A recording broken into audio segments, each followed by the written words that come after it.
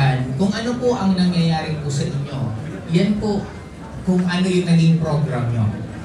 Ibig sabihin, kaya majority kayo nandito kasi gusto nyo magbago yung nangyayari sa inyo. Tama po ba? Yes! Gusto nyo magbago, mas maging better. Now, hindi po siya magiging better, hindi po siya magbabago kung hindi ka magre-reprogram. Kasi ito ang hindi natin naiintindihan, reprogram. Lahat po tayo na program lang. Kung ano po ang paniniwala mo, kung ano yung belief mo, hindi yan ang totoong belief mo, yan ang binigay po sa inyo. Okay? Para mas maintindihan natin, don't get offended po sa mga religious na tao.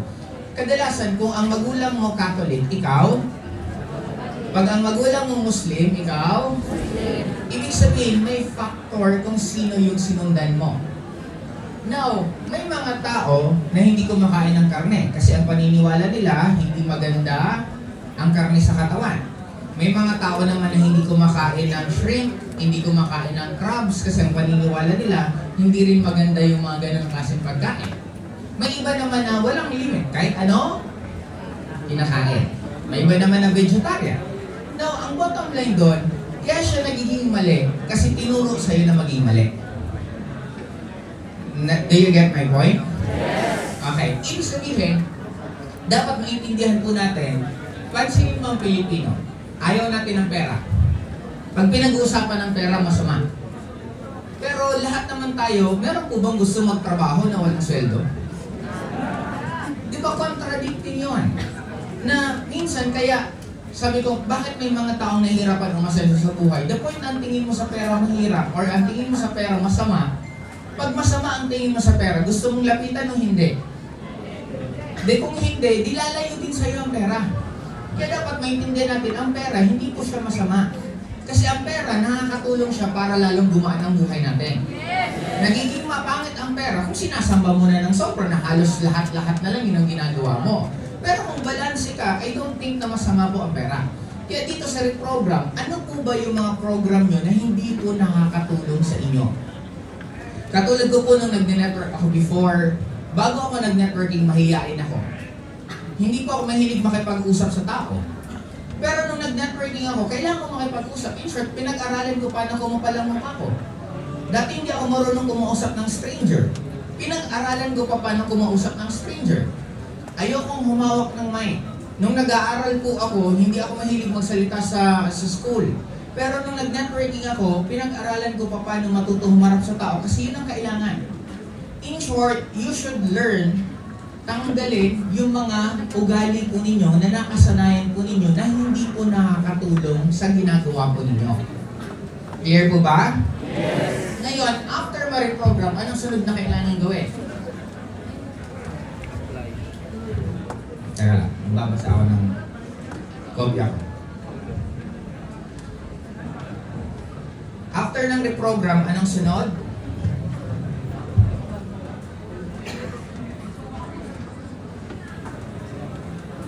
Magda-download na po kayo ng mga ugali na kailangan po ninyo para maging successful dito sa ganitong klaseng negosyo.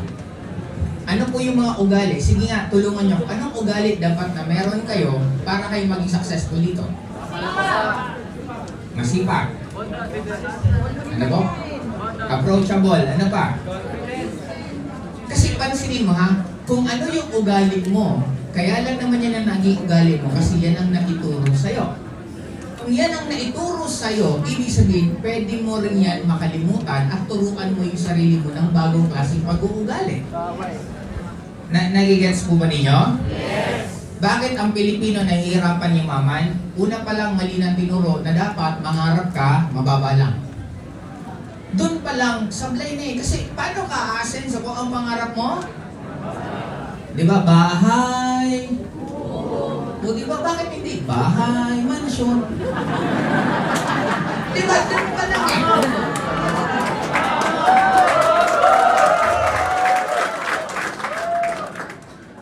Noon na, buti nga nga nagbabago na ang Pilipino kasi na-expose na rin po tayo sa iba't ibang lahi, iba't ibang culture. Pero noon, ano ang national word natin? Di ba ba ang daming matitinong ibon, yung pagkaliit-liit pa lang. Ang gulo eh. Horror films. Pag horror films po sa ibang bansa, vampire. Anong itsura ng vampira? Guwapo, magaganda, sexy, macho. Saan nakatira? Castle or mansions. Yung horror film sa atin. Kilala niyo si Unding? Di ba sa Inodoro pa lumabas? Ang horror film sa atin, mahirap, di ba? Punit-punit ang damit, di ba? Doon pa lang, kukondisyon na tayo. Ang question kasi, itong ibang topic nga lang to, hindi ko nadaanan kasi mapakahaba. May nagkukondisyon sa Pilipino na huwag tayo maging mayaman. Para sila-sila lang ang laging kaya ang paniniwala natin mahirap ang Pilipinas. Kung totoo pong mahirap ang Pilipinas, bakit ang daming sumakop sa atin ng iba't ibang bansa? 300 years tayong kinolonize ng Spaniards. 1 year tayong kinolonize ng Japan. Kinolonize tayo ng US. Kayo mag-isip. Magnanakaw ba ang magnanakaw sa isang lugar na wala siyang nanakawin? Kaya tayo kinolonize kasi ang daming yaman ng Pilipinas. Natural resources, napakaganda. Ang ganda ng klima natin. Totoo po, hindi po magandang snow. Maganda lang po siya tingnan sa TV. Pero pag actual nasa snow ka, hindi po yun nakakatuwa. Kasi si Sandro po mismo, nakaranas po yun sa Korea. Nag-inuman po kami, bumaba ng hotel, bumaba ng elevator, nakalimutan magdala ng susi. Ayun, nandun sa labas ng hotel. Ilang oras ka ba nasa labas? 2 oras. Hindi siya mamukhaan nung bantay sa hotel, hindi na siya pinapasok sa labas, pinalabas siya. Eh gaano kalamig doon? Hindi po maganda. Ang lamig, ang snow, hindi po maganda. We have a perfect climate sa Pilipinas.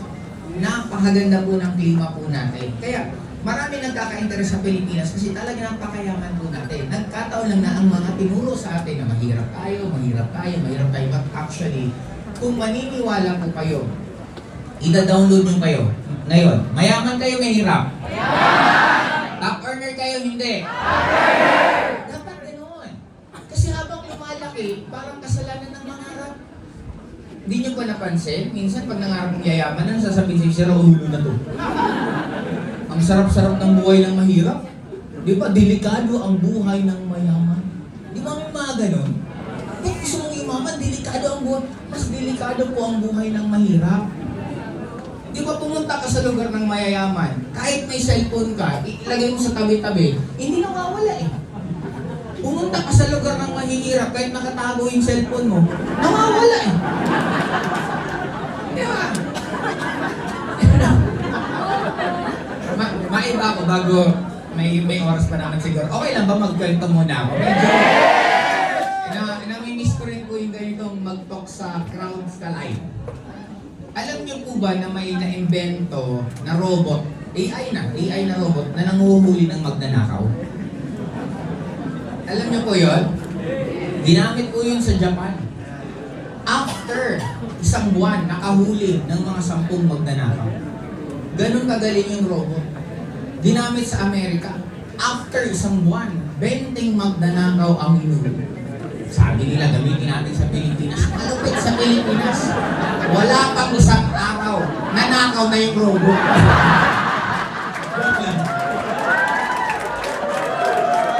Okay. Joke lang yun na, magka-serious lang yun. Ayun. Balik na nga tayo dito, ano pa naman pinagsasabihin. Download po kayo ng ugali po ninyo na alam niyo kung makakatulong. Kung mahihain ka dati, kaya ka lang mahihain kasi hindi ka lang exposed. May mga lalaki ba dito na mahihain kapag may mga magagandang babae? Yes! Pag may magandang babae, parang hindi mo nakakausap? Yes! Isa lang ang sagot dyan. Nasanay ka lang na yung mga kaibigan mong babae, pangit.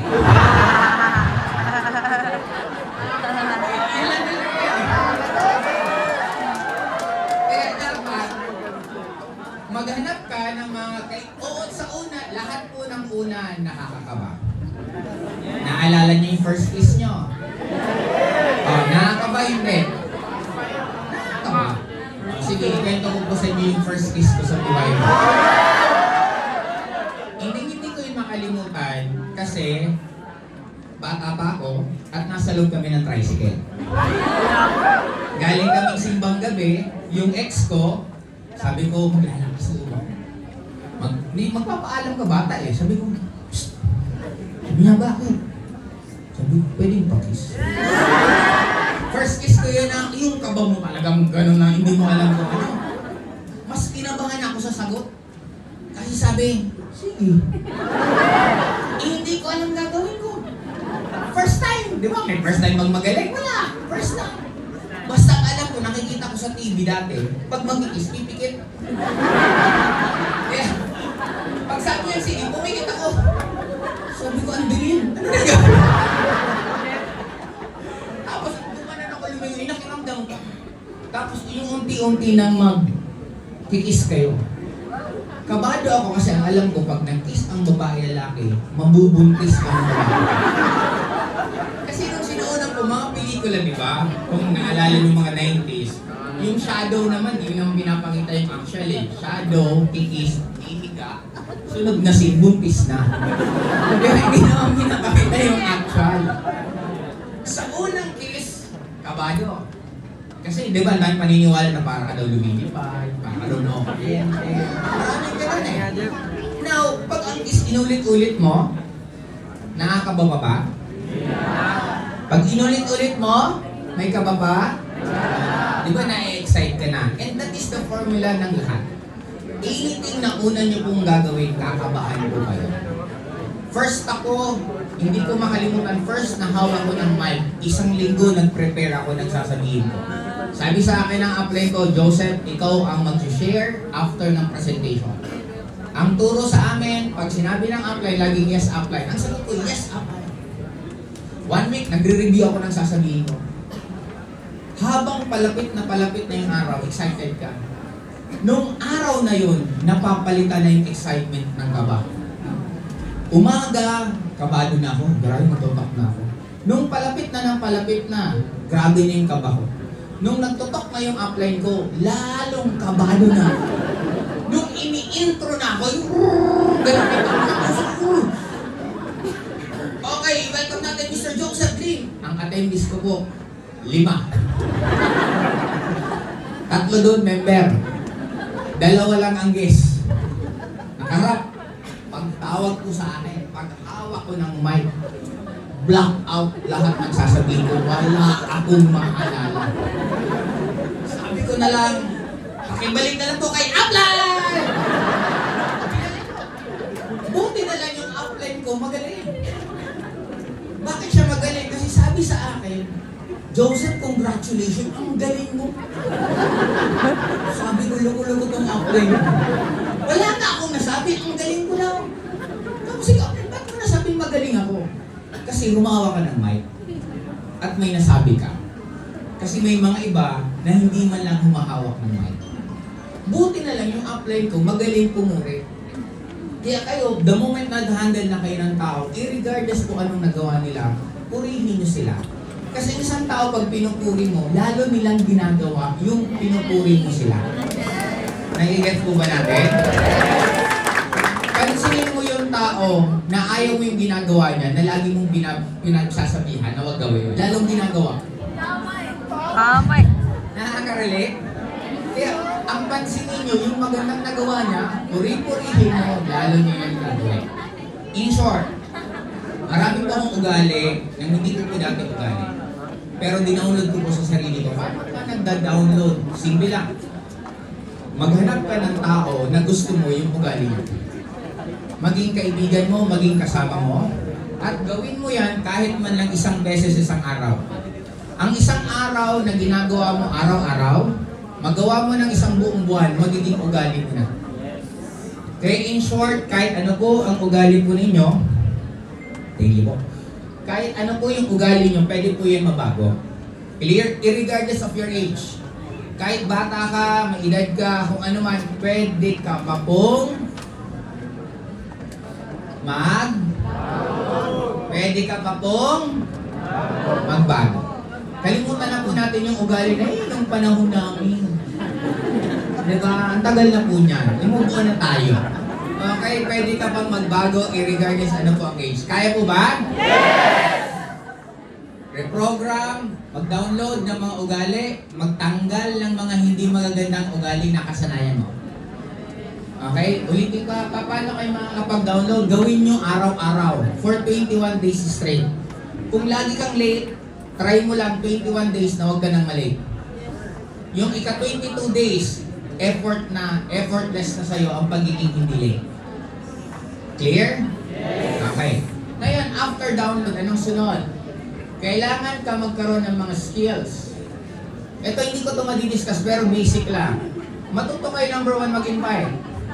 Matuto kayo mag-prospect. Kung magpo-prospect list kayo, much better po. Kung dalawa kasi pwede ka mag-offline, pwede ka mag-online.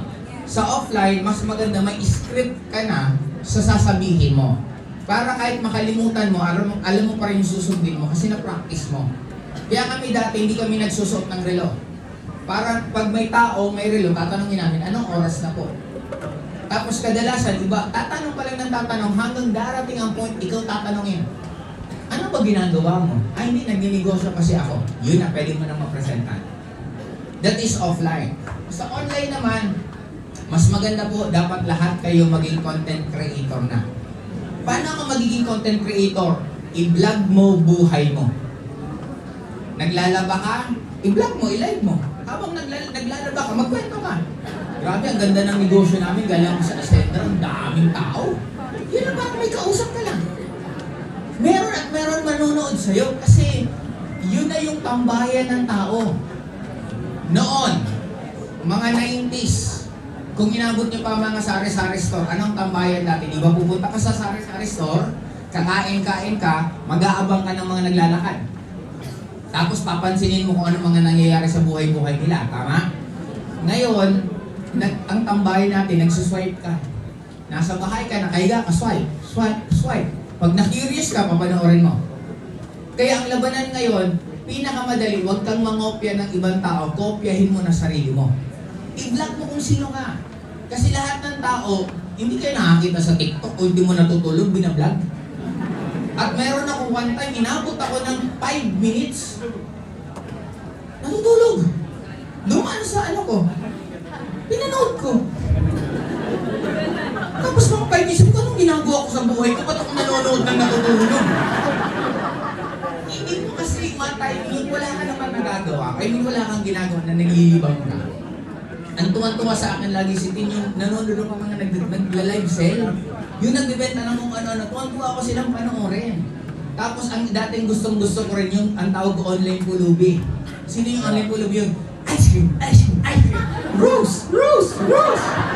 Kaya yung mga ang tama lang, binibigaw ko yan minsan ng pera. Di ba, may pera din, pwede ka mag-donate. Kaya ang tawag ko dun online pulubi. Nag-upgrade na sila kaysa pahingi. Ini-entertain nila ang tao kasi mababayad ka. Okay, lahat na po tayo nasusoklin. Ulitin ko, pag gagawa kayo ng video, anong mararamdaman nyo una? Kakabahan kayo. Ako ang tagal ko na po sa public speaking. Nung first time ko pong nag-vlog, nako-corner na ako sa sarili ko. Mag-isa ka sa kwarto mo o sa bahay. Hello, good morning mga lang. Matutunwa naman tama na nga, mag-isa lang pala akong kausap. Parang feeling ko talaga nun na, pero kaka-vlog hanggang naging natural na. Kaya huwag niyong isipin na kailangan niyo maging magaling sa umpisa. Ang importante is subukan niyo lang, gawin niyo lang, at maging better ka lang kahit everyday pa unti-unti, gagaling pa rin po kayo. Okay, kaya po, anong dapat mong gawin sa online? Mag-vlog lang kayo ng mag-vlog. Anong sasabihin nyo? Kahit anong gusto mong sabihin mo lang, okay na yan. Magreklamo ka na, mahal-mahal ng karne kayo, okay lang. Ang mariretot mo dyan, yung mga mareklamo din. O ngayon, at least yung mga mareklamo, nakabuo ka din ng isang reklamador ng grupo. Ngayon, ang sunod mo, tara, gusto nyo bang extra income para may kitain tayo? Grupo pa rin yan eh. Nagigets nyo po ba? Kaya, dapat matuto kayo dito sa skills, matuto kayo mag-create ng prospect, maghanap ng prospect, mag-present ng business. Pag nag-present po kayo, hindi nyo po kailangan i-explain lahat. I-explain nyo lang kung ano ang interest ng tao. Makikita nyo naman kung paano sila nagkakaroon ng interest sa reaction po nila. Kung ang mukha nga nila na oo lang ng oo na hindi na nakikinig, ibig sabihin hindi siya interested. Kaya hindi din po kayo matututo magbasa ng tao kung hindi po marami ang nakakausap nyo. Kasi minsan sa kagustuhan po natin na maging perfect lahat ng ginagawa natin, wala na tuloy tayo nasisimulan. Hindi mo na ako magre-record kasi mahihain ka. Hindi mo na ako magre-record kasi hindi pa ako marunong. Okay lang po yan, kahit mali-mali ang sinasabi mo. Hindi naman alam ng prospect mo kung ano sinasabi mo.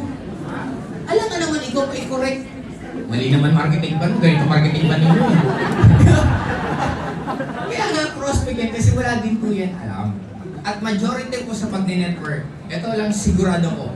Pag presentan ka ng marketing plan, dalawa lang maaalala mo. May babayaran ka at yayaman ka. Yung the rest na sa loob, hindi mo na maiintindihan na. Kaya hindi nyo po kailangan maging sobrang galing sa umpisa. Ang importante, simulan nyo lang. Kaya po ba na maging content creator na? Yes! Kaya po ba mamaya mag-upload na kayo? Yes! Okay, sigurado yan. Yes! Kaya dapat ang ma-download yung ugali, tumutupad sa usapan. Kasi kung ang ugali nyo dati, ang hilig mo mangako nang hindi mo tinutupad, sigurado ko hindi ka na naman mag-upload mamaya. Eh gusto mo ng bagong resulta, hindi ka magkakaroon ng bagong resulta kung hindi mo babaguhin ang ugali po ninyo. Clear? Yes! Okay, after nag-reprogram ka, nag-download ka, nagkaroon ka ng skill, ano mangyayari? Magiging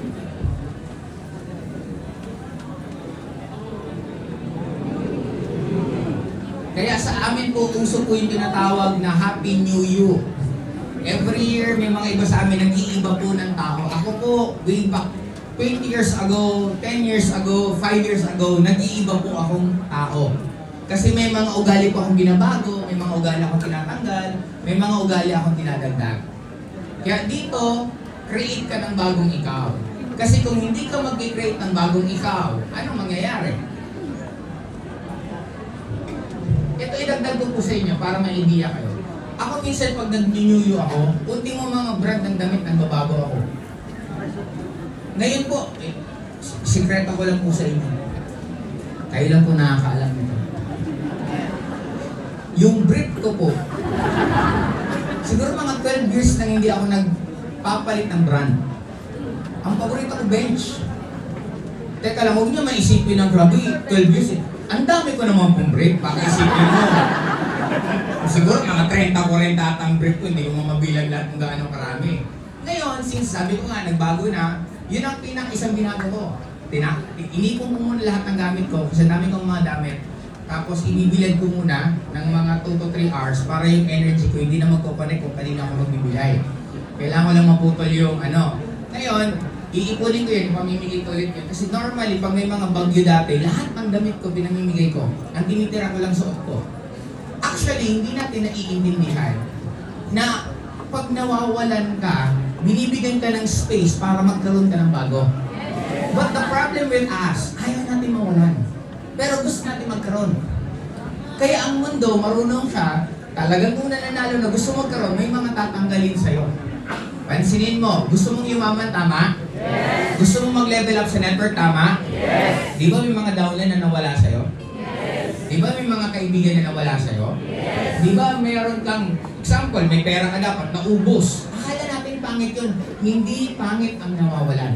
Kasi ang buhay, yin-yang.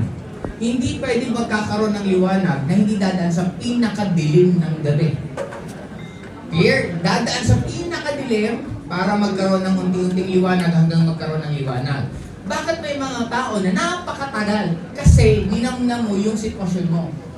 Imbes na mag-move on ka, na yung ex mo wala na, hindi ka pa rin makapag-move on. Di yung emosyon mo, nakakonect ka pa rin dun sa negative. Kaya malungkot ka, kaya lalong miserable nangyayari sa'yo kasi hindi mo siya ma-let go. Kasi tuturuan ka niya na ang isang bagay, pag hindi magandang effect sa'yo at ayaw mong bitawan, Lalala at lalala at lalala lang yan. Hanggang ikaw na mismo sasabi, ayoko na, nakakapagod na, tigil na natin. Kaya lang, ang titigas lang ng ulo natin.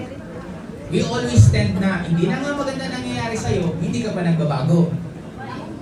Pinaka-bottom line, kung ano ang nangyayari sa'yo, ikaw ang may kagagawan niya. Hindi ibang tao. Eh, paulit-ulit akong niloloko kasi paulit-ulit kang nagpapaloko. Ikaw may kasalanan. Nai-gets niyo po ba? Eh, ang bagal ng income kasi ang titigas ng ulo ng downline ko, eh bakit hindi mo palitan? Ba't hindi ka maghanap ng magaan na katrabaho na downline? Bakit ka doon ka pa rin doon sa matitigas ng ulo?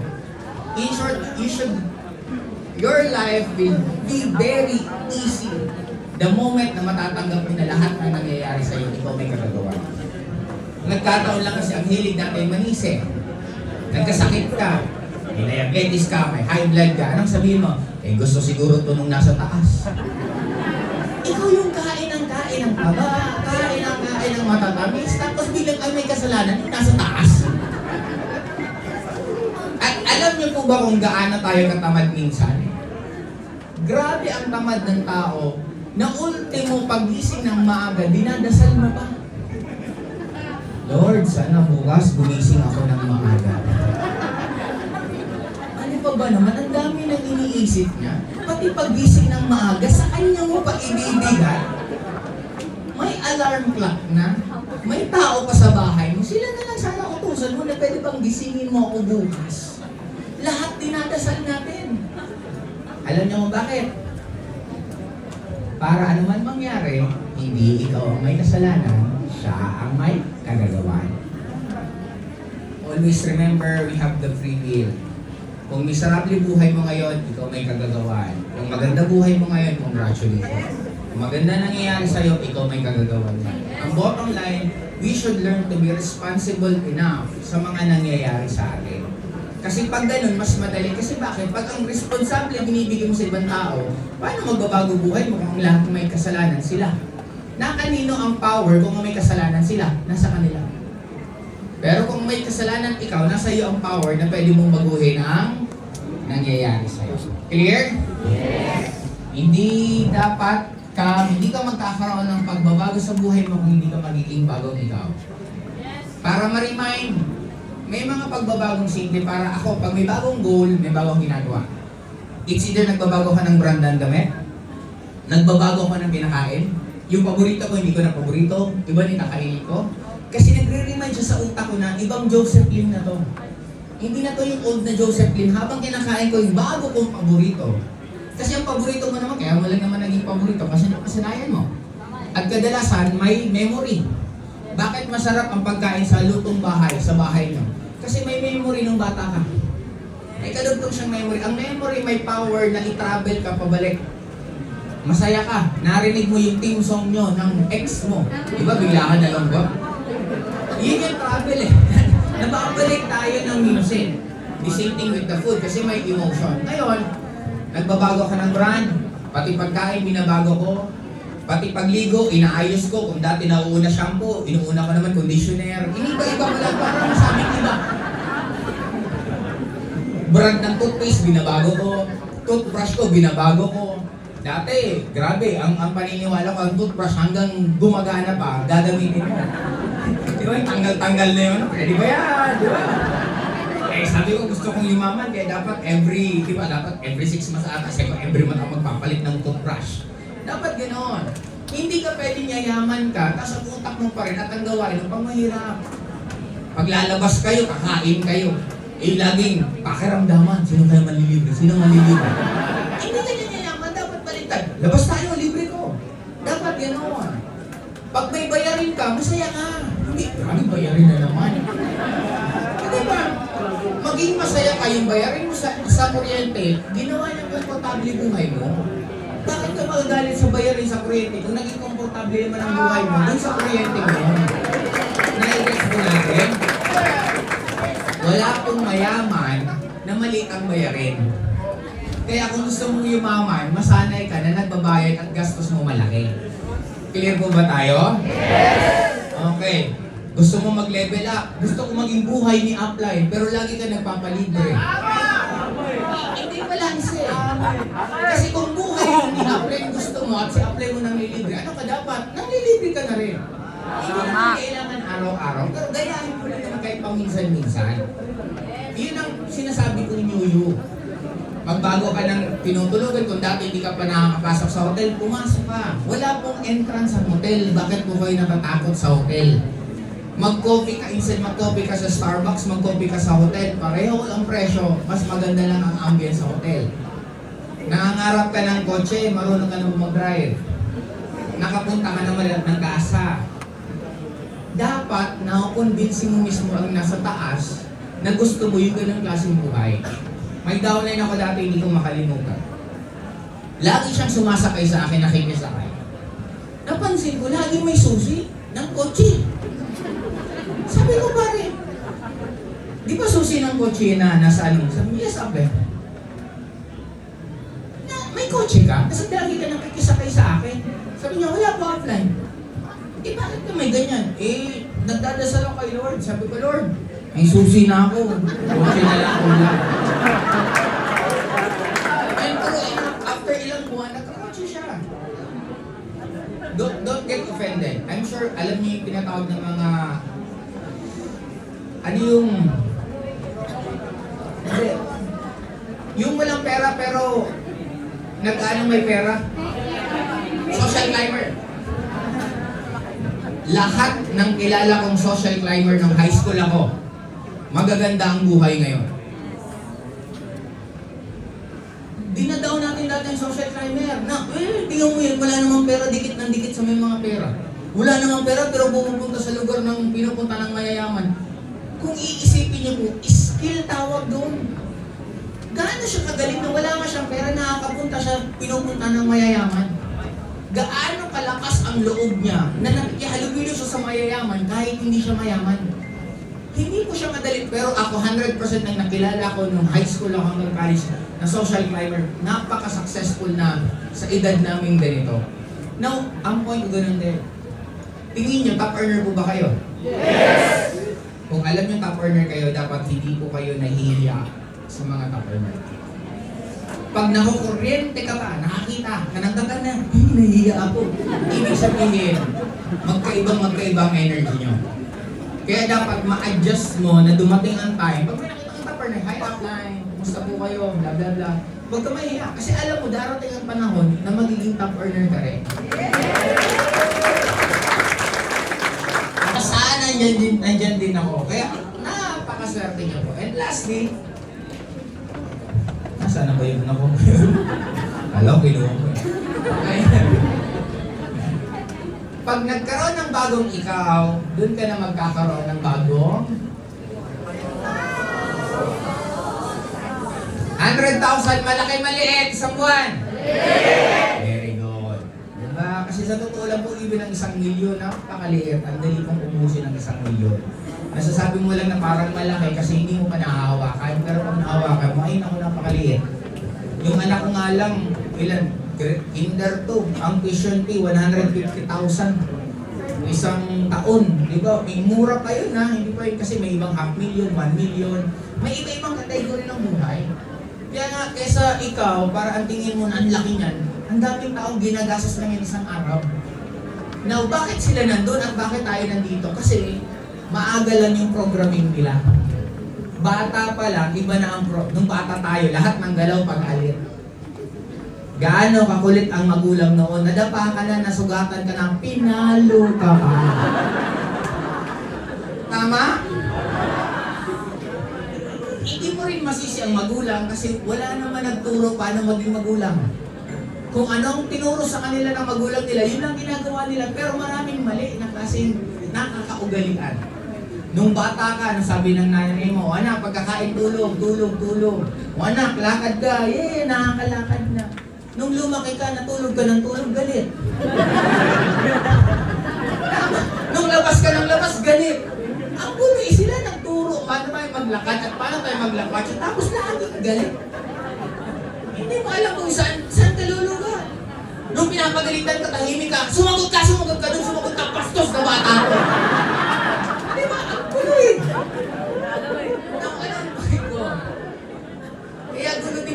programming ng majority. Kasi, syempre, kahit pa paano yung nakakaangat-angat, may mga tutor, may psychiatrist, may mga nagagay. Sa atin kasi barbaric eh. Ang guide natin, ano ang guide natin noon? TV. Ang katotohanan natin, ito.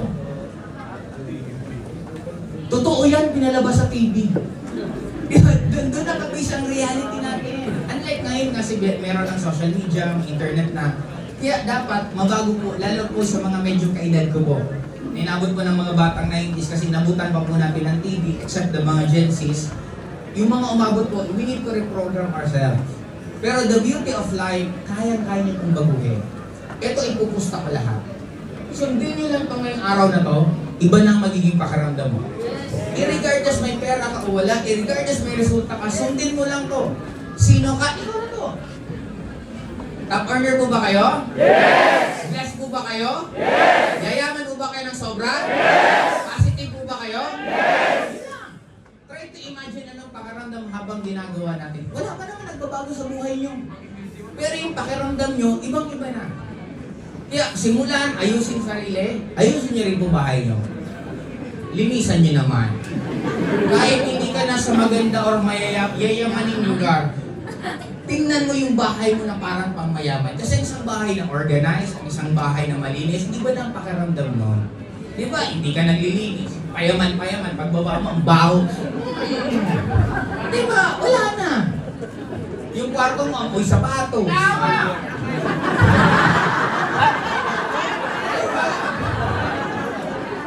Kaya, ibagay yung gusto nyong iumaman sa ugali nyo na pangmayaman. Ito din po pasintabi kung sino po yung nandito kahapon. Dito po, nag-soft launching. Naglagay po tayo ng mga kristal para po, yun ang nag-absorb ng mga bad energy.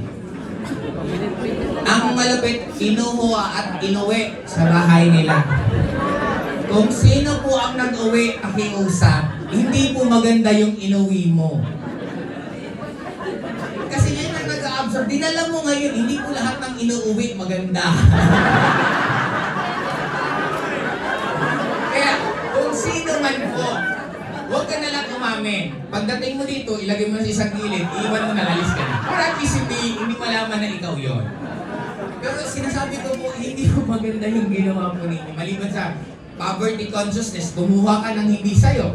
Ibig sabihin, negative na ina-attract mo, ang inuwi mo pa, yung pangungihigop ng bad energy.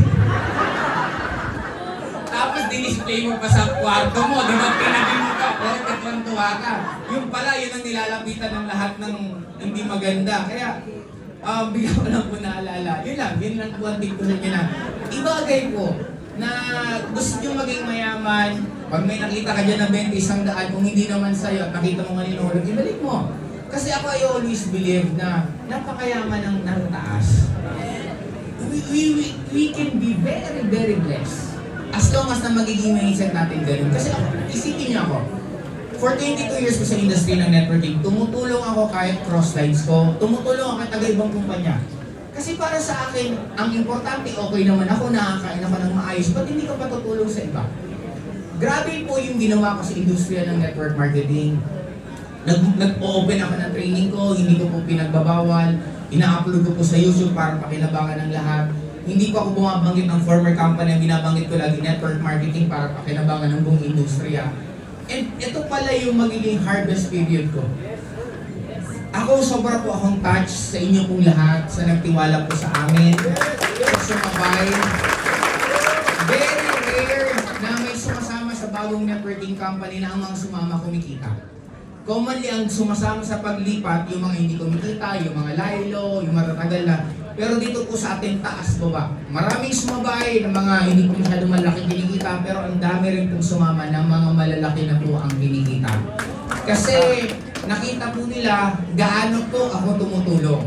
Kung matulungin na po ako, na distributor pa lang ako, ano na lang kaya kayo na may-ari na rin po.